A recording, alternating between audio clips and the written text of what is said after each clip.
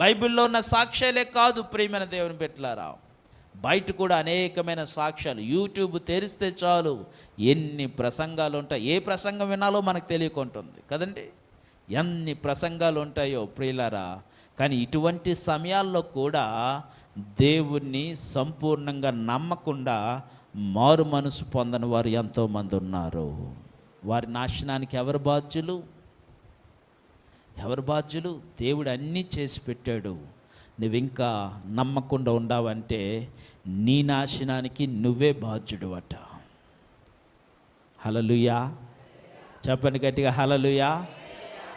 నువ్వు నమ్మకుండా, విశ్వసించకుండా, ప్రభువును వెంబడించకుండా ఉంటే, దేవునిలో నువ్వు పరిశుద్ధంగా జీవించకుండా ఉంటే, దేవుని చెప్పిన మార్గంలో నడవకుండా నీ ఇష్టానుసారంగా నడుస్తూ ఉంటే ప్రియులారా, నీ నాశనానికి నువ్వే బాధ్యుడవు.